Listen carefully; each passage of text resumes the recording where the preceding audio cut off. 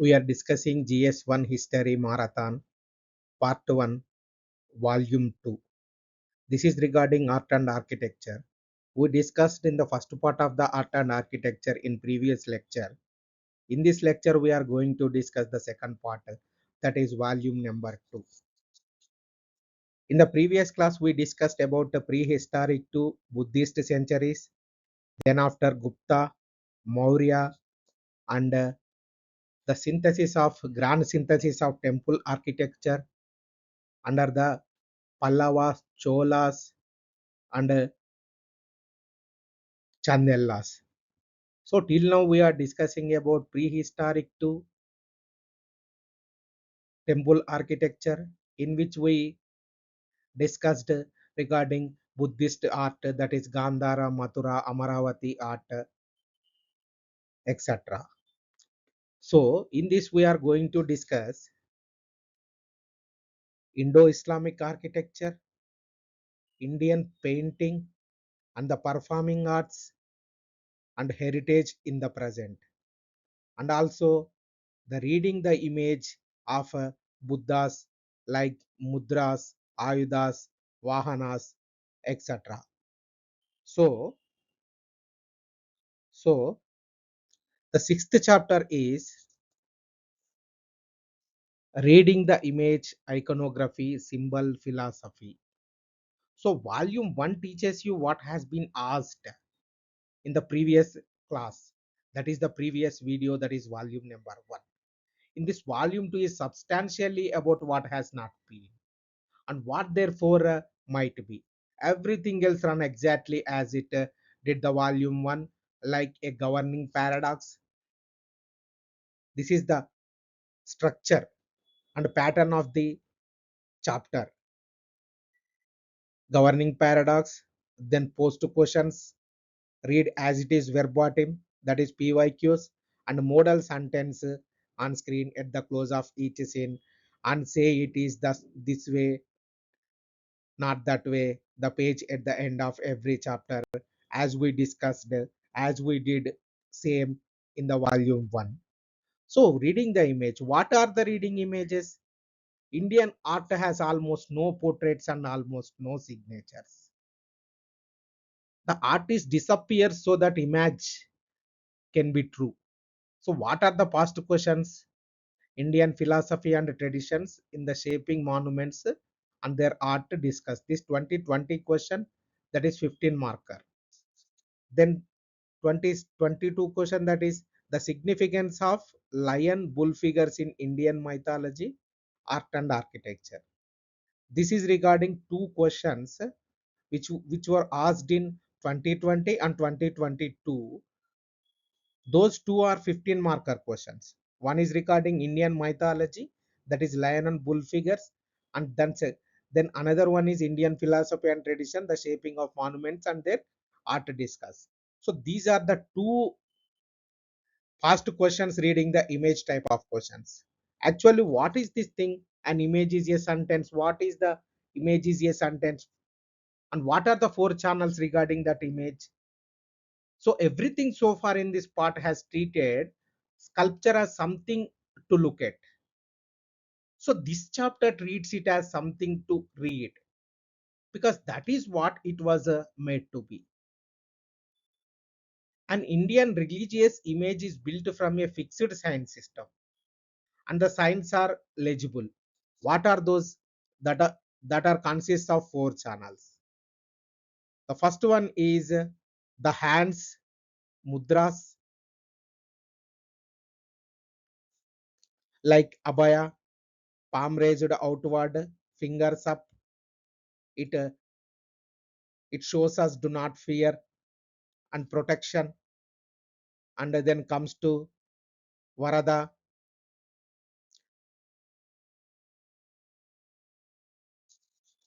varada, palm turned down and outward. This is showing the granting of a boon. And dhyana, this mudra is both hands cupped in the lap. This is showing meditation. And Bhumi Sparsha, right and reaching down to touch the ground, calling the earth to witness the moment of enlightenment. This mudra is belongs to. This is showing that Dharma Chakra Pravartana, both hands at the chest, thumb and finger joined, turning the wheel. This is showing that the first sermon. This is remembering as first sermon. Then comes to Anjali, palms together. This is showing reverence. So second one, the attributes that is called as ayudas. The first one is regarding mudras. In these mudras, we are learning so much. What are they? The first one is Abhaya, Varada, Dhyana, Bhumisparsha, Dharmachakra Pravartana. These are belongs to the mudras. Then comes to the ayudas. These are the attributes, objects held in the hands,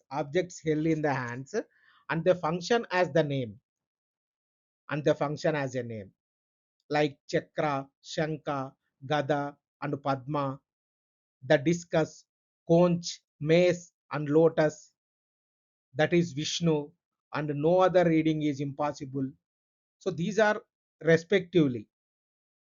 Then comes to Trishula, Damaru, and the crescent, that is Shiva, Vajra, Indra or Vajrapani, the book and the Veena, that is belongs to Saraswati. So Trishula and Damaru is Ayudas of Shiva. Then Chakra, Shanku, Gada, and Padma is Vishnu, and no other reading is possible. So Trishula and Damaru is belongs to Shiva. Shanka, Chakra, Gada, Padma is belongs to Vishnu. These are the Ayudas. Okay. Then the book and the Veena is belongs to Saraswati. Vajra is belongs to Indra or Vajrapani. So the third one is Vahana. What are the Vahanas of particular deities? Three, the Vahana, the mount. The bull is Shiva's. The lion or tiger, Durga's, depending on the form. The peacock, Kartikeyas. The mouse, Ganeshas. The swan, Brahmas. Garuda, Vishnu's. So the vehicle identifies the deity even when the figure above it is damaged. And often the Vahana survives when the image does not. So these are belongs to the particular deity vehicles. These vehicles belongs to the particular deity. The bull is belongs to Shiva. Then lion or tiger Durga belongs to this. This is the vehicle, and the peacock is Kartikeya's vehicle, and it identifies the deity when the figure above is it is damaged. So these are belongs to mudras. Ayudas belongs to Vishnu and Shiva. Then Vahanas belongs to Shiva, Durga, Vishnu, and Saraswati. Then fourth one is Ayuda Purusha. The fourth one is Ayuda Purusha. And this is the detail that shows how far the system was pushed. In some sculpture, the weapon is itself personified. The discus or the mace shown as a small human figure standing beside the deity. So the sign becomes a character. Now, the point that makes this a chapter rather than a glossary, because the system is fixed. An image made in Kashmir and an image made in Tamil Nadu, 800 years apart, in different languages and different stone, are mutually legible. A worshipper from one could identify the deity of the other on site. So that is a communication system operating across subcontinent and across a millennium without a common spoken language. It is arguably it is arguably the most successful standardized science system India has ever produced. And it works because nobody was free to innovate on it. So this is belongs to an image is a sentence that consists of four channels like mudras, ayudas, vahanas, ayuda purushas. These type of questions asked in UPSC as far as art and architecture is concerned in particular. So then we are moving to scene number 2. That is what the canon, philosophy becoming stone. This is the 2020 question to 250 words and 15 marks. What is the question? Indian philosophy and tradition played a significant role in conceiving and shaping the monuments and their art in India. Discuss. The question is, I'm reading again. Indian philosophy. Indian philosophy and tradition played a significant role in conceiving and shaping the monuments and their art in India. Discuss. This is a broad question, and the temptation is to write generalities about spirituality. So that is not the correct thing. You have to resist it. Give specific mechanisms by which a philosophical idea became a physical decision, and name the text. The first thing is the plan. The plan, the Vastu Purusha Mandala. The temple's ground plan is drawn as a grid of squares, commonly 64 or 81, over which is cosmic being. The Vastu Purusha is conceived as lying pinned down. Deities occupy the peripheral squares. Brahma occupies the center, the Brahmastra, the Brahmasthana, and it is on the Brahmasthana that the Garbhagruha is placed. So the sanctum is not centrally located for symmetry. It is centrally located because the plan is a cosmological diagram, and the deity must sit at the point where the cosmos is generated. Philosophy determined the philosophy determined the floor plan before a single stone was cut. So this is regarding to the plan. Then moving to the proportion, the tala systems and the Shilpa Shastras. The image is measured in talas, units of face length, and the body is built up to a prescribed multiple dashatala, 10 talas for major deities, with lesser beings given fewer. Talas means heads. The base unit is the angula, and here is the elegant part. The angula is relative, derived from the image's own module rather than from any absolute measure, which means a branch the height of hand and a stone image the height of a house are built to identical proportions. So scale changes, the canon does not. So name the text, because the examiner said tradition, the Manasara, the Mayamata, Bojas, Samarangana, Sutradhara, the Aparajita Pracha, and for painting, the Chitra Sutra of the Vishnu Dharmottara Purana. So you have to name the texts. What are the texts? Because the examiner said tradition, the Manasara, the Mayamata, Bojas, Samarangana, Sutradhara, the Aparajita, Pracha, and for painting the Chitra Sutra of the Vishnu Dharmottara Purana. So the worked example here is, and the worth naming precisely, take the Nataraja. Everyone those assignments is prescribed. Nothing in that figure was invented by the sculptor who cast it, and yet it one of the most powerful images ever made. That is what a canon does at its best. It does not restrict the artist, it hands him a vocabulary dense enough that arrangement alone carries meaning. So this is regarding the proportion. Then moving to aesthetic theory. What is the aesthetic theory?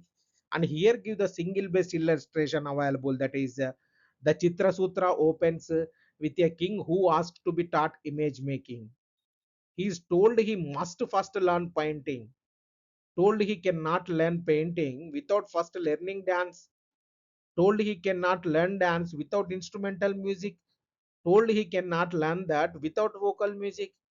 So that passage is your answer to the 2020 question in a miniature. The arts were conceived as a single hierarchy resting on a philosophical foundation, not as separate crafts. And the tradition also supplies a formal theory of what painting must do, the shadanga, the six limbs, differentiation of form, proportion, emotion, grace, likeness, and the handling of color. Alongside these sits the Natya Shastra's rasa, bhava framework, rasa bhava framework, which is the theory, aesthetic experience, and which applies to the carved figure as much as to the performed one. The chapter number 9 carries it in full. So comes to the fourth one, the experience. What is the experience? Architecture as a philosophical argument you walk through. Architecture as a philosophical argument you walk through. The pilgrim enters a bright, crowded exterior, walls covered in the whole of manifest existence, gods, animals, humans, ornament, moves inward through hall of diminishing size and diminishing light, and arrives at the Garbhagruha, small, dark, unornamented, holding one image. From multiplicity, from multiplicity to unity, from outer to inner, outward to inward, from the manifest to the unmanifest, from light to dark. The building enacts a metaphysical proposition by making you walk it. And the word Garbhagruha, womb chamber, and the Shikara conceived as the peak of Meru, which telling you the metaphor was explicit. Then comes to the fifth one, that is the status of the object, consecration. A carved image is not a deity until prana pratishtha, the installation of breath, completed by the ritual opening of the eyes. Until that ceremony, it is stone. After it is a presence. Philosophy does not merely shape the object, it determines when the object begins to exist. Now the qualification, because discuss requires one. These texts are prescriptive, and prescription is not description. Regional practice diverged widely from the canon. Many surviving temples do not conform to any text, and a very large body of folk, tribal, and vernacular art was made entirely outside the Shastric tradition, and, and is no less Indian for it. The canon shaped the mainstream, it did not exhaust the field. So then we are moving to the lion and the bull. So this is the 2022 question, 250 words, 15 marker question. The question is discuss the significance of the lion and bull figures in the Indian mythology, art and architecture. A very specific question, and the way to score it is to show that these two animals are pre-sectarian, pre-sectarian, older than any of the religions that use them, and adopted by all of them. Take each, then take them together. That comes to the lion. In mythology, the Buddha is Sakya Simha, the lion of the Sakyas, and his teaching is Simhanada. Teaching is the Simhanada, the lion's roar, doctrine proclaimed without fear. Narasimha is Vishnu's man lion incarnation. The lion is Durga's Vahana, and the lion is the emblem of Mahavira, the 24th Tirthankara. So, four traditions, one animal. In art, the Saradan, in art comes to the art, the Sarnath lion capital, four lions back to back on the abacus carrying four animals on four wheels, crowning an Ashokan pillar. Then the lions are the state emblem of India. The wheel on the abacus beneath them is the chakra at the center of the flag.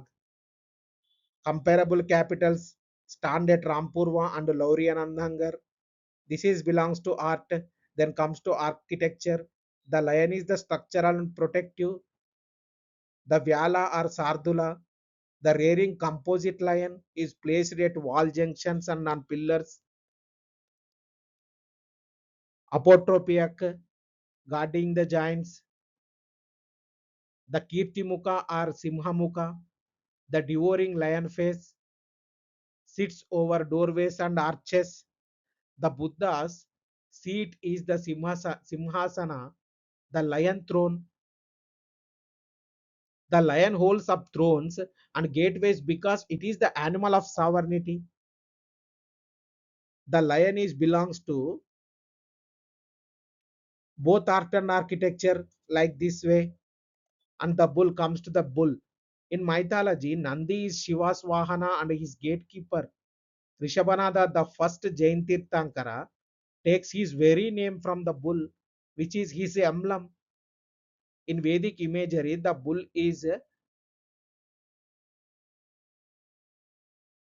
virility and the giver of rain, and gods are called bulls as an epithet of strength. Comes to the art, the bull is older than any of that. The humped bull on Harappan seals is among the most finely carved objects the Indus civilization produced 4,500 years ago. Before Shiva or Rishabhanada had names, the Nandipada appears as symbol on early coinage. In architecture, comes to the architecture part. In architecture, the bull becomes an actual building element. Every major Shiva temple has a Nandi facing the sanctum, often in its own Nandi Mandapa on the temple's axis, so that the worshippers' line of sight to the deity or deity runs over the bull's shoulder. Monolithic Nandis at Lepakshi, at Tanjavuru, at Chamundi Hill, and the thousand pillar temple at Hanmakonda are among the largest single stone sculptures in India. So this is regarding till now we are taking the lion and bull separately, then now take them together because that is where the marks are. They encode a pair. The lion is the predator, force, sovereignty, fearlessness, the roar. The bull is the producer, fertility, patience, the plow, prosperity. Between them, they express the two foundations of kingship as ancient India conceived it: the power to protect and the capacity to provide. And that is why they stand together on the Sarnath abacus with the elephant and the hearse separated by wheels. A scheme read variously as the four directions, the four quarters of the earth, or the four episodes of the Buddha's life. And now the argument to close on here is both animals precede the religions that use them. The Harappans carved the bull before Shaivism existed. The lion had been a royal emblem across Eurasia long before the Buddha was called Sakya. What happened is that each successive tradition observed them and assigned them meaning rather than inventing symbols of its own. The significance of the lion and the bull is not what any one religion made them mean, it is that all of them did. So the canon in use. What is the canon in use? Comes to the one line and then move on because chapter 9 owns this. The Natya Shastra enumerates the Karanas, the basic units of dance movements, and those Karanas are carved and labeled on temple gopurams. Each panel inscribed with the name of the Karana it depicts a prescriptive text and its practical application attested on the same wall. That is the sharpest surviving proof that the canonical tradition of scene 2 was not theoretical. Then why nobody signed? Why nobody signed? And the exception that proves on it. Now the question this whole chapter has been building toward, and it has never been asked, who made all this? We have thousands upon thousands of images spanning 2000 years. The Sarnath Buddha, the Diyoga reliefs, the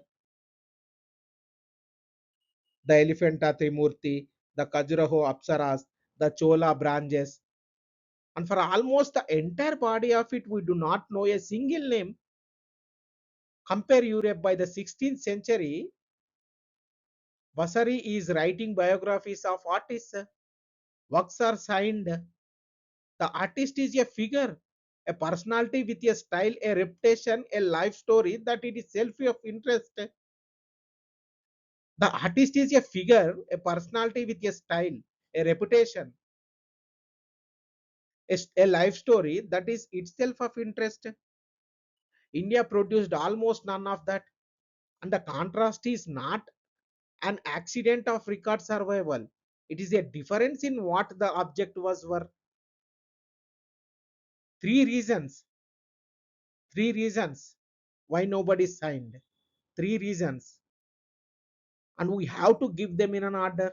The first one is the image is a construction, not an expression. Its purpose is to be ritually effective, and its effectiveness depends on conformity to the canon of scene number 2. An image built to the prescribed proportions of works, an image built to the prescribed proportions works,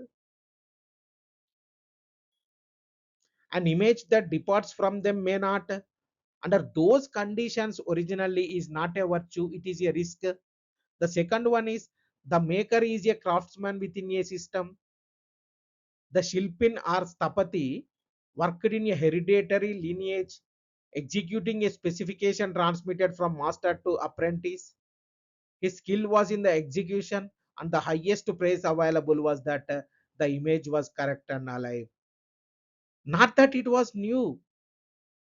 The third one is, and this is the theological point, the image is meant to be transparent. A worshipper is to see the deity, not the sculptor. Anything that draws attention to the maker interferes with the function of the made thing. The artist disappears so that the image can be true. Comes to the exception, and what it is the proof? The Hoysala signed. The Hoysala's exception. At Beluru, Halebeedu, and Somanadapura, the sacred ensembles of the Hoysala, UNESCO inscribed in 2023, sculptors carved their own names beneath their work. Names survive. What are the names here? Mallitamma, Dasoja of Balligavi, Chavana, and others. Some appear repeatedly across panels so that individual hands can be identified and followed.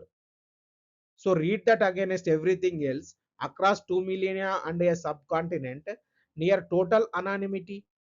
Then in one region, over roughly 2 centuries, dozens of signatures. That tells you that anonymity was a convention, not an incapacity.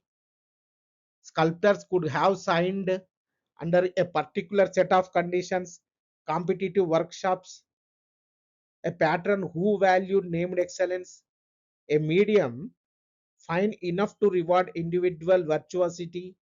Some did. Everywhere else, they choose not to or were not permitted to. And the choice is the historical fact. One further nonce worth a sentence. Anonymity of the artist is not the same as absence of the individual. Temple inscriptions name donors in profusion, merchants, guilds, nuns, queens. Indian epigraphy was perfectly capable of recording who was responsible for a thing. It recorded the person who paid and not the person who carved. That is the statement about status, not about record keeping. So then comes to the next scene, that is the image is not an object. So close on the consequence of everything in this chapter, and it is a consequence that operates today. In Indian law, a consecrated deity is a juristic person, not a metaphor, a legal fact long settled.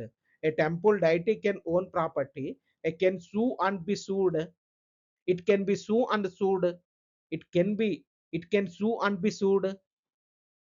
It is treated as a perpetual minor. Its interest is represented by a manager or trustee who acts on its behalf, but does not own what its own. So follow the logic back through this chapter and you can see how that happened.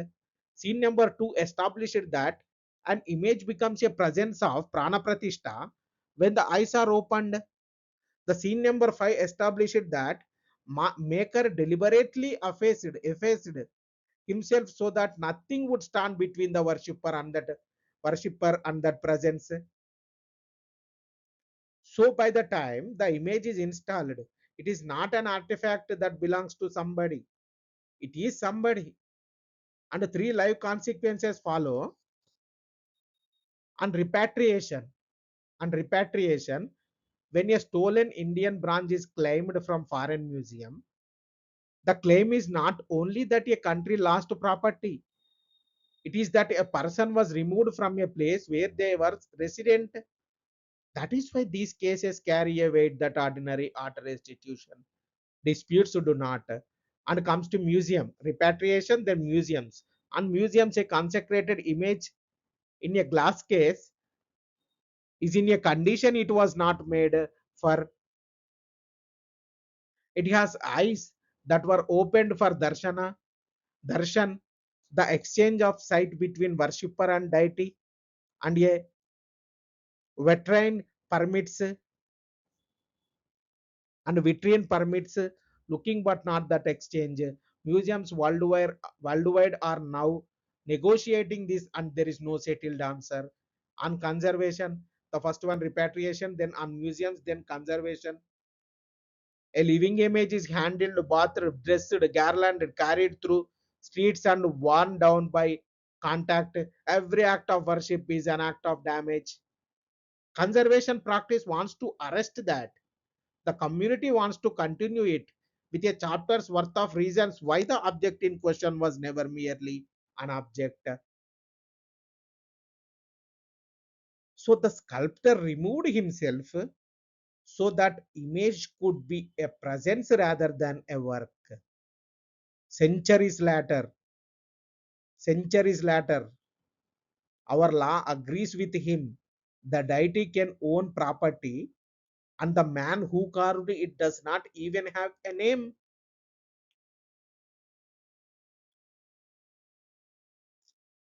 Most probable questions for 2026 from this exclusive chapter. Indian iconography is a language before it is an art. Indian iconography is a language before it is an art. Elucidate.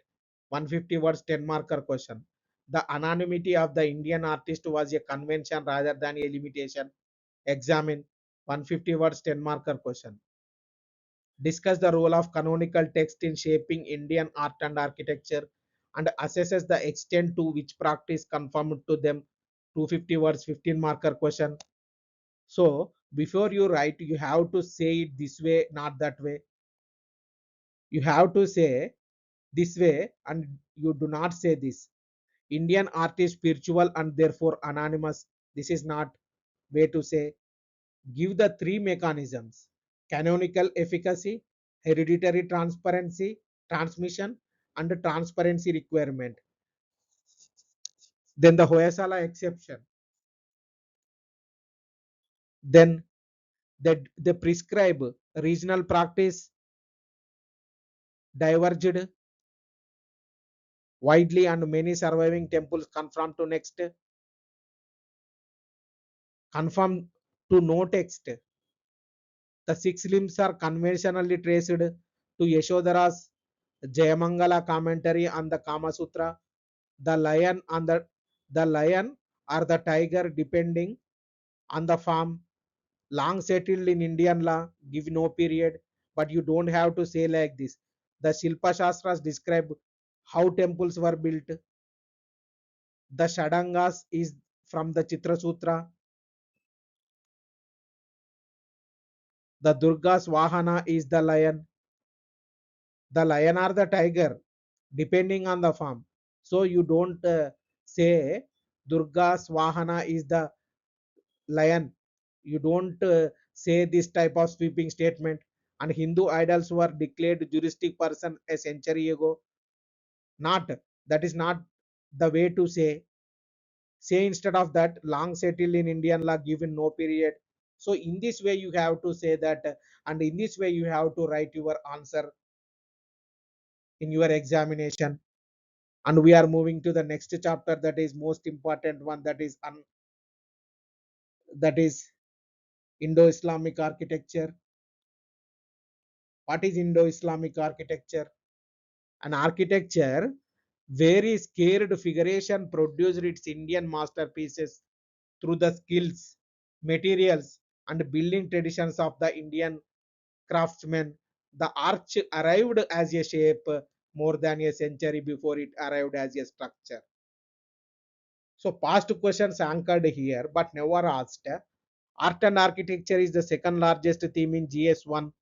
Indo Islamic architecture has never once been asked, and neither has Indian painting. Why it is here? Why it is here?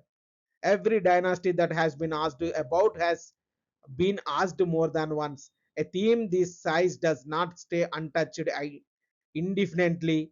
So, and the material is entirely settled. So, these are belongs to the Indo Islamic architecture.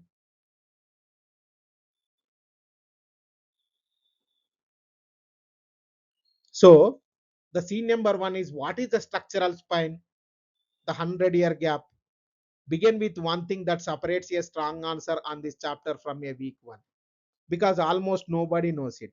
There are two ways to span an opening: trabeate, trabeate, post and lintel, two uprights and a beam across the top. The load runs straight down. This is the indigenous Indian system, and every temple in chapter 4, 5, 6 was built with it. That is trabeate. Then arcuate, the arch, wedge shaped stones, ossaries laid in a curve around a central keystone, so that load is carried outward and downward along the curve to the abutments. So extend the arch in one direction and you get a vault, get a vault. Rotate it and you get a dome. The arcade system spans much wider openings and encloses much larger volumes. It becomes systematic and architecturally dominant in India with the building traditions introduced under the Sultanates. This is regarding Trabeate and Arcuate. But there is the third thing, and is the key to this chapter, that is corbelled. Lay each course of stone projecting slightly beyond the one below from both sides until the two sides meet at the top. Trim the resulting stepped profile into a curve, and you have something that looks like an arch. It is not one. So there is no keystone, no radiating thrust, no arcade action at all. It is two cantilevers meeting in the middle, and Indian builders had known how to do it for centuries. The core ceilings of the Dilwara Jain temples are among the finest in the world.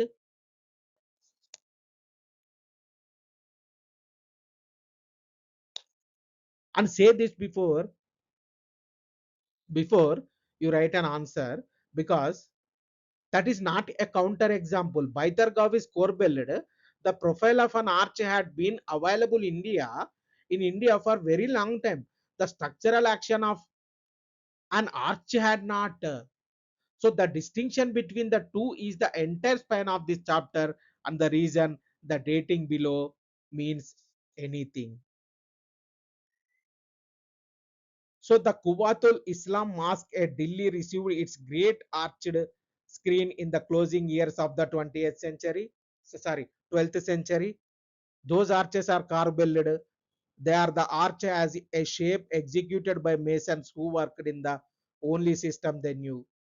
Balban's tomb at Mehrauli around 1287 AD is conventionally identified as the first surviving Sultanate monument with a true arch. The Alai Darwaza. The Alai Darwaza.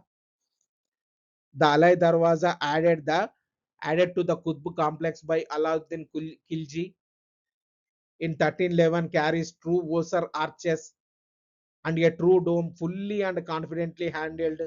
So give the sequence in three steps like this: Quwatul Islam, then Balban's tomb, then Alain Darwaza. So give the sequence in three steps, not to core belted screen. First true arch, mature arcuate work. Something approaching a century separates the arch's appearance in India from its arrival, and another generation separates its arrival from its mastery. For roughly 100 years, buildings in the new idiom were built by the old method, and the new vocabulary was in use well before the new technique was under control. A precision note for your answer: the gap is often stated as a precise figure commonly precise figure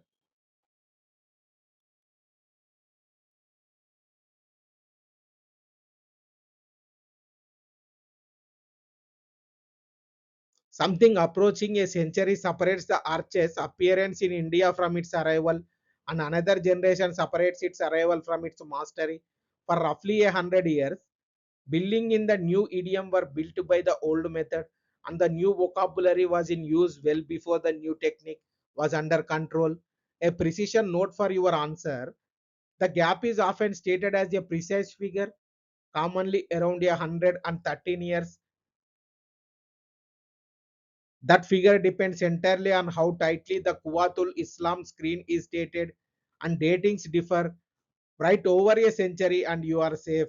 Write a precise number and you have staked the chapter's best argument on a soft date. So the argument does not need the precision. Why the gap? Why the gap? Two reasons. First one, it is the decisive one. Hands. The masons available were Indian, trained in a Trabiate and a Carbell tradition.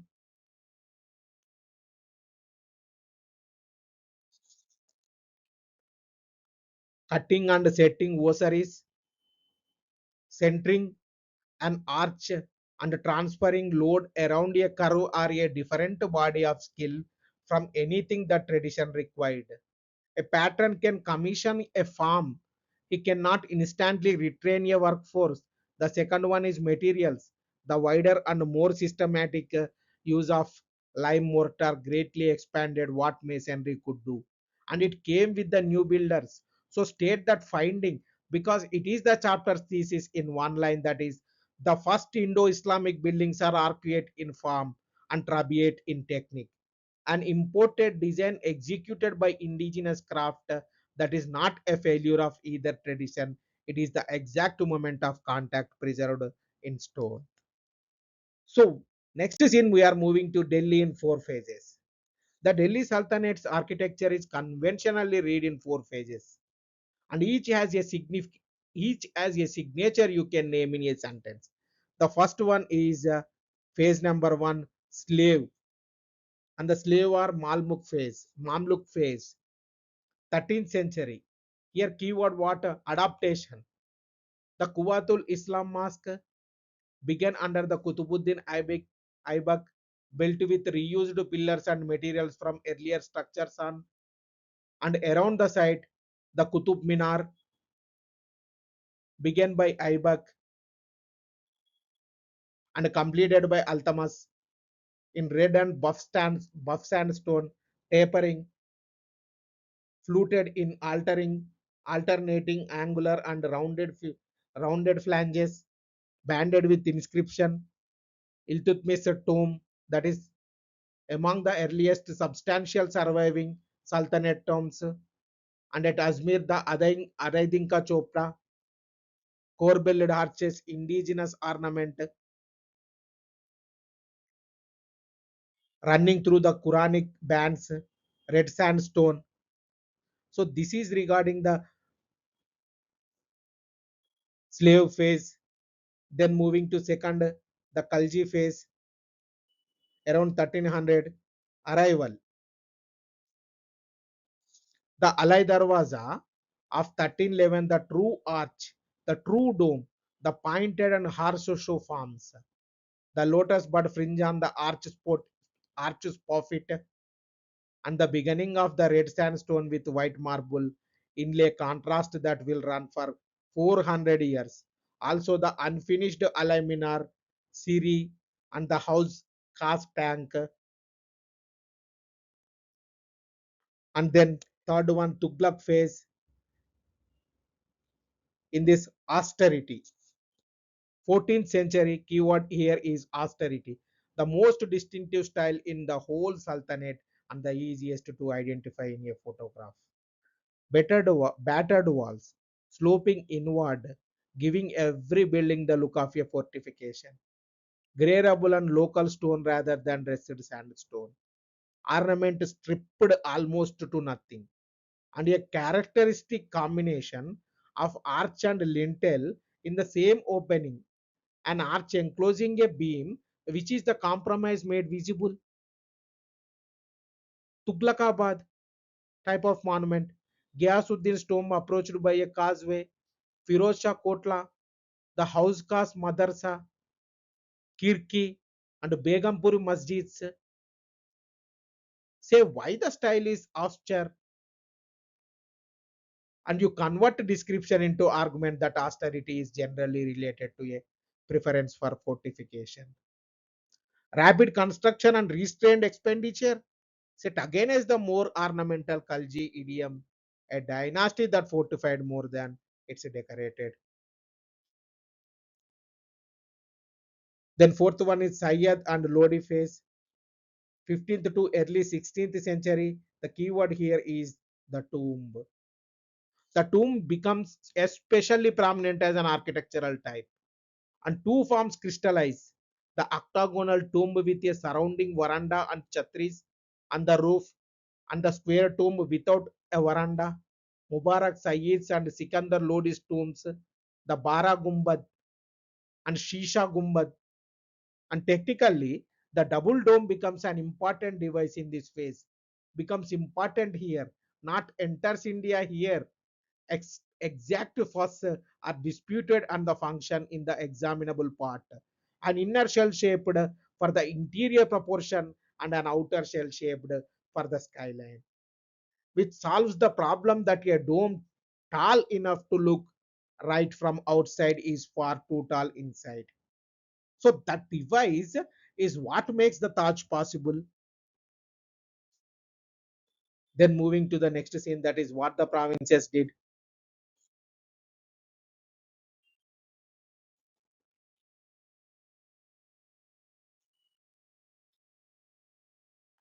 Delhi is where the textbooks stop.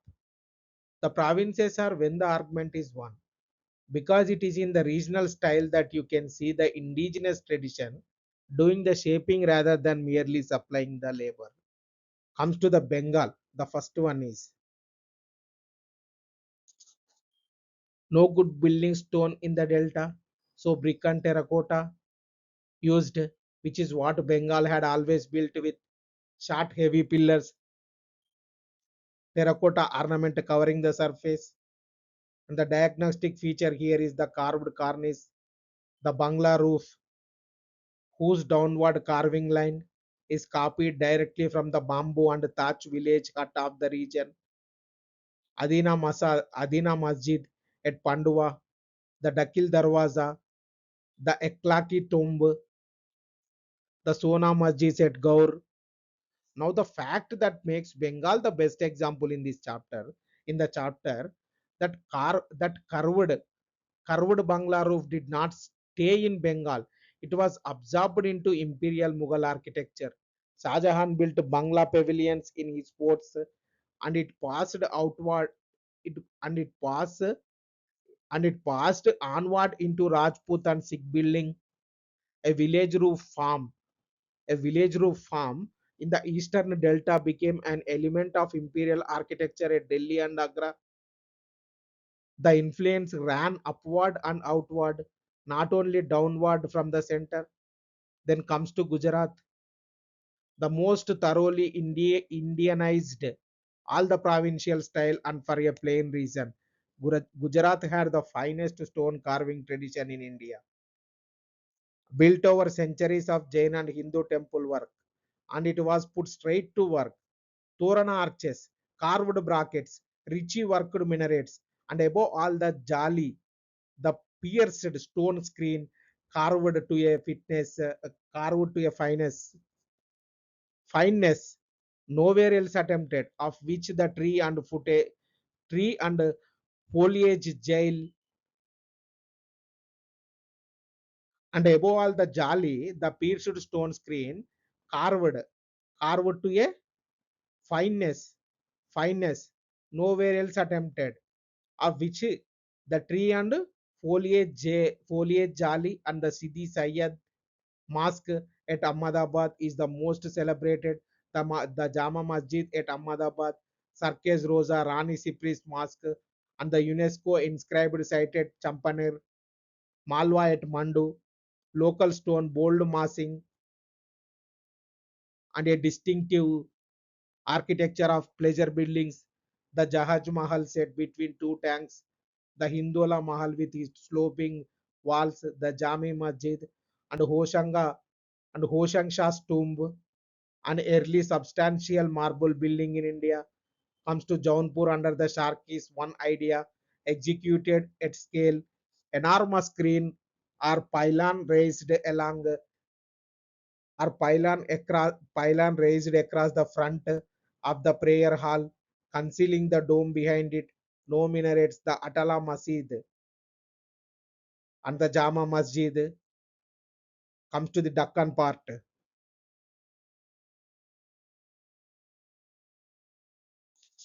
which deserves its own line. Under the Bahmanis at Gulbarga and Bidar, the Gulbarga Jama Masjid unusual, having its entire courtyard roofed over, and the Muhammad Gawan Madrasa at Bidar with Persian tile work. Under the Adil Shahis at Bijapur, the Gol Gumbaz completed in the mid 17th century, whose vast single chamber dome is among the largest of its kind anywhere, carried on a system of intersecting arches that transfers the load without internal supports. It is a structural achievement. It is a structural achievement of the first order, and it is almost never taught under the Qutub Shahi Shahis at Golconda, the Charminar of 1591, and the Qutub Shahi tombs. So we have to close the scene on the pattern. Every province built in the materials it had using the craft is already possessed in forms adapted to its own climate and precedent. There is no single Indo Islamic style. There is an imported vocabulary translated into a dozen local dialects, and in Bengal's case, translated so successfully that the dialect was adopted by the empire.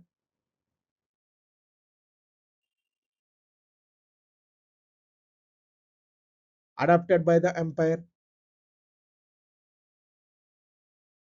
Moving to the scene number 4, that is the Mughal sequence, the Mughal century and a half as a clear trajectory. Century and half has a clear trajectory, and if you can state it as a material progression, you have to answer to almost any question on it. Humayun comes to Humayun, first and foremost Humayun. Humayun's tomb at Delhi, built from the late 1550s through the 1570s, commissioned by his widow and chief consort Bega Begum, and also known as Haji Begum, to the design of the Persian architect Mirak Mirza Giyas and his son Sayyid Muhammad. UNESCO inscribed this building matters more than any other in in the chapter, because it establishes four things at once that everything afterwards inherits. The first one is the garden tomb set in a formal charbagh, the double dome, the systematic pairing of red sandstone with white marble, and a monumental symmetrical platform raised composition. It is a prototype of the Taj 8 years early. So a note onto the interagnum, because it is genuinely important and usually skipped. Shersha Suri's tomb at Sasaram standing on a terraced plinth in the middle of a tank with pyramidal massing rising to a dome is one of the finest tombs built in India and belongs to no Mughal. Then moving to Akbar, red sandstone and the most syncretic architecture in the whole Mughal sequence. Fatehpur Sikri, UNESCO inscribed the Buland Darwaza, the Jama Masjid, Salim Chisti's tomb with its marble jalis, and Diwani cast with single center pillar carrying a circular platform on radiating brackets, and the Panch Mahal, five diminishing stories of open pillared halls with no arch anywhere in it, a wholly Trabeate building raised by the Mughal emperor at the center of his own capital. So you have to say that plainly because it is the chapter's paradox made visible. Akbar's most distinctive palace building uses the indigenous structural system, not the imported one. Agra Fort and Akbar's own tomb at Sikandara, and then comes to Jahangir. Fewer buildings, one decisive one. Imaduddaulah's tomb at Agra, built by Nur Jahan for her father in the 1620s, the first Mughal building executed entirely in white marble, and the first substantial use of Pitradura, the inlay of colored semi-precious stone into marble called Parchinkari, small, and it changes everything after it. Pietrudura. This is the hinge between the red sandstone age and marble age. Comes to the Shah Jahan. The marble face fully realized. The Taj Mahal built for Mumtaz Mahal from the early 1630s, UNESCO inscribed, and note that feature that distinguishes it from Humayun's tomb.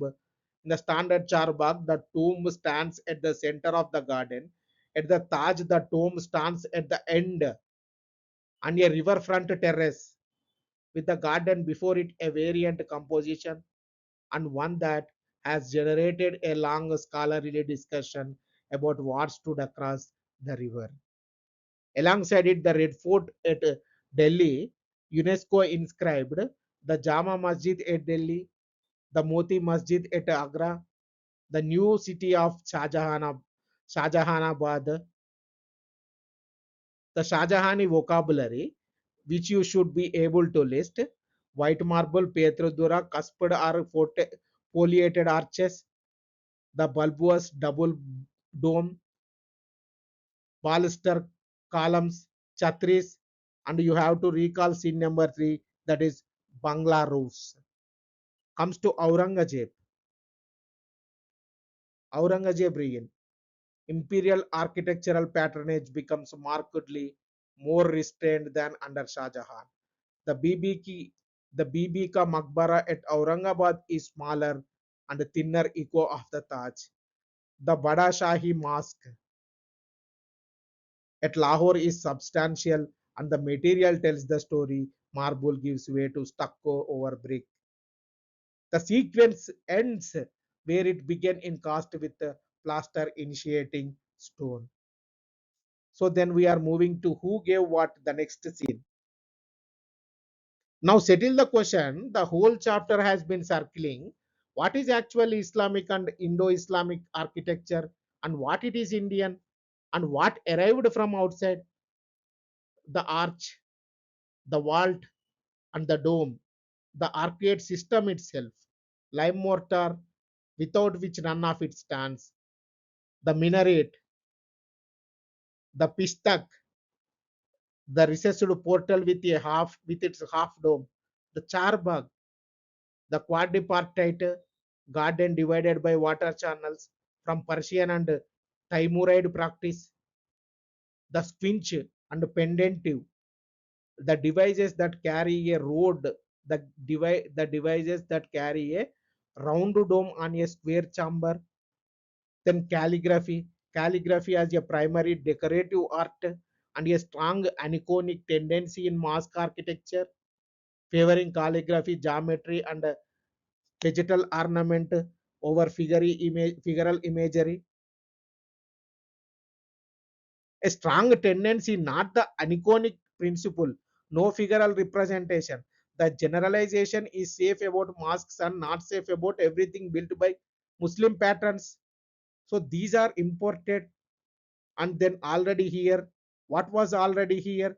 The Trabiate system which never disappeared and which Akbar chose for the Panch Mahal, the bracket, the Chajja, the projecting dripstone cave, dripstone eve, the Chatri, the kiosk, the Jali, a stone carving skill of extraordinary refinement, the lotus and the kalasha as finals,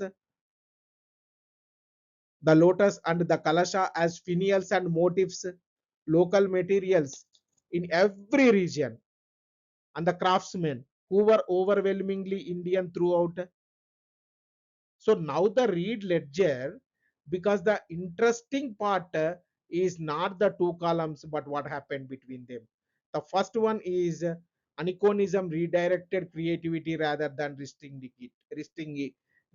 it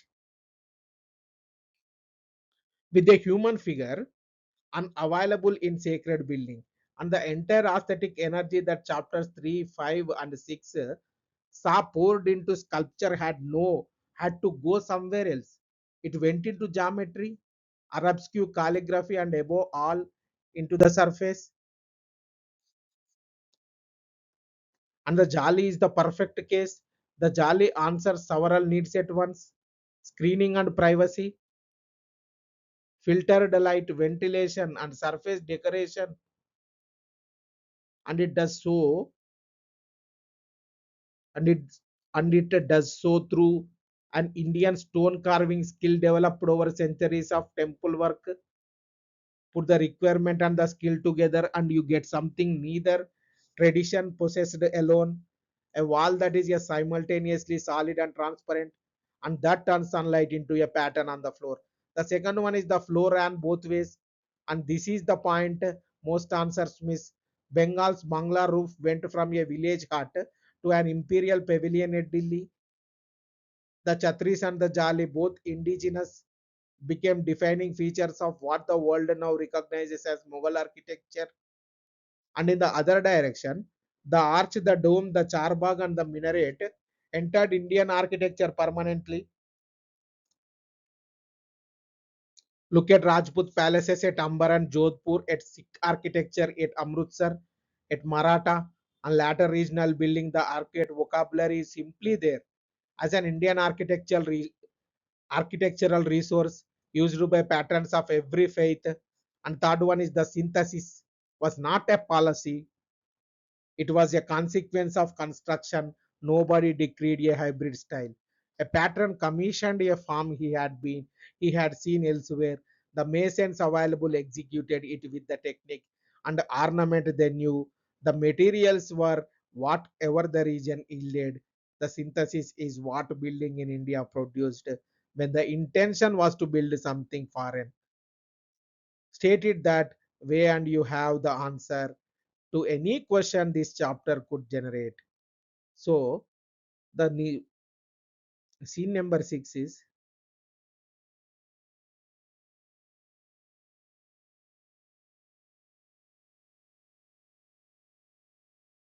why is tomb? Why a tomb? One question remains, and it is the best unasked questions in this chapter. Early Islamic ideals generally favored simplicity in burial and discouraged the elaboration of graves. There is a well known body of prophetic tradition to the effect. And yet, the supreme achievements of Indo Islamic architecture are almost all tombs. Humayun's, Sher Shah's at Sasaram, Himatud Daulas, the Gol Gumbad, the Taj Mahal. How did that happen? Four reasons, and give them in order. The first one is Persian and Timuride precedent. The Mughals came from a Central Asian world in which the dynastic mausoleum was already a fully developed monumental form. Timur's own tomb at Samarkand is its ancestor. What arrived in India was not an orthodox theology, but an existing architectural practice. Then second reason, the Sufi Dargah. The tomb of a saint was a place of visitation, intercession, and pilgrimage, and the Sufi orders were central to the religious life of Islamic India. Salim Chishti's tomb sits inside Akbar's own mosque courtyard at Fatehpur Sikri. The established culture of visitation around Sufi shrines helped make the tomb a powerful, sacred, and commemorative architectural type in India. So helped make not legitimized, helped make not legitimized, and the ruler's tomb followed. The saints, the two developments are entangled, and a clean casual order is more than the evidence gives you. The third one is dynastic legitimacy. And a monumental tomb is a permanent statement of succession. The physical assertion that a dynasty has a past and therefore a future. That is a political requirement rather than a religious one. And it is the same requirement that raised the Chola and Chandela towers in chapter number 5. Rulers who need legitimacy build permanently.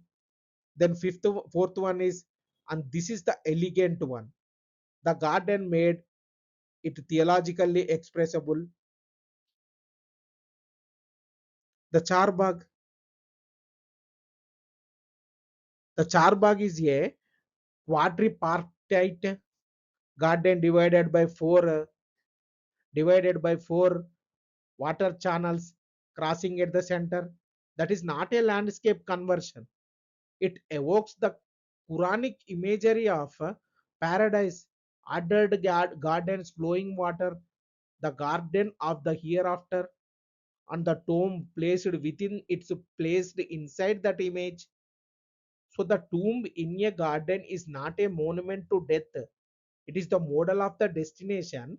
That reframing turns a chapter's worth of description into an argument. And it is exactly the kind of point that lifts a 250-word answer. So one line back to chapter number 6, because the comparison is instructive. Chapter number 6 showed you the Hindu temples as walk from light into darkness, ending in a small dark unornamented sanctum. The Mughal tomb does the opposite, a bright symmetrical open chamber at the center of garden under the sky.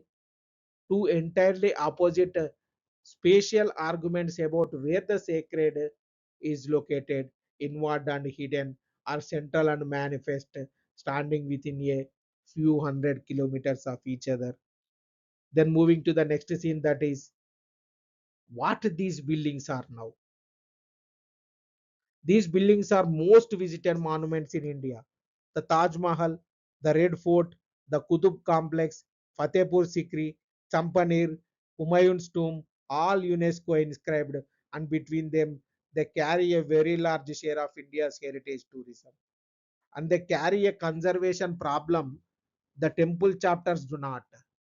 The temples of chapter 5 are living, still in worship, and their conservation is complicated by use. The buildings in this chapter split two ways and say so. So most of them are not in use at all. With this chapter shown, with this chapter's own Jama Masjid and Salim Chisti's Dargah refute. Many forts, palaces, and dynastic tombs now functions primarily as protected monuments and visitor sites. A fort that is not garrisoned and a tomb that no household visits has no community with a stake in its daily upkeep, and the conservation burden falls almost entirely on the state. The other thing is mosque, dargahs, and some tomb complexes retain active religious communities and carry exactly the living monument problem chapter 5 described. And the conservation question in this chapter varies sharply by monument type, and that distinction is itself worth of sentence in an answer. Two specific pressures worth naming: marble and sandstone are vulnerable to atmospheric pollution and particulate deposition, which is a live issue at Agra and which is a climate and conservation question rather than an archaeological one. And restoration itself is contested. How much reconstruction is legitimate what materials may be used, and whether a monument should be turned, and whether a monument should be returned to a chosen historical movement are simply stabilized as it stands. One case worth naming here is, because it is a genuine success, the site museum at Humayun's tomb, developed in collaboration with a private trust, is a model of what interpretation added to conservation can achieve.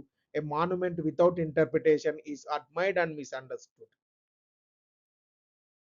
Several of those sites are politically contested, and some are before the courts. What the building tells you in unambiguous, and it is not a matter of opinion. The arch came from outside, the hands were Indian, and for over a century, the country built the new shape with the old technique because that was the only way it could be built at all. For a century, India built arches that were not arches, the new shape cut by the old hands in the only way those hands knew. Everything that come afterwards up to the Taj is what happened once the two learned each other's work. So what you have to say, what do not have to say. The true arch arrives with the Alai Darwaza in 1311. You don't say like this. You have to say instead of that, Balban's tomb, 1287 century, 1287 AD, is conventionally the first surviving Sultanate true arch. The Alai Darwaza is a mature handling by Bega Begum, also called Haji Begum, his first wife and chief consort. Humayun's tomb, as far as Humayun tombs was commissioned by Hamida Banu Begum. No, you don't say like that. By Bega Begum, also called Haji Begum, the first wife and the chief consort. A true arch needs strong mortar. Do not say like that. A mortar is not makes and true arch true. Lime mortar is enabling condition. The decisive constraint was the workforce. A strong aniconic tendency in mosque architecture, splitted by type. Forts and dynastic tombs largely are not. Mosques, dargahs, and some tomb complexes are. Then moving to most probable questions 2026. Indo Islamic architecture represents a synthesis rather than an imposition. Elucidate 150 words 10 marker question. Discuss the salient features of the provincial styles of Indo Islamic architecture in India, 250 words 15 marker question. Trace the evolution of tomb as an architectural form in medieval India, 250 words 15 marker question. Then we are moving to next chapter, that is chapter number 8, that is Indian paintings. We will discuss in the next class.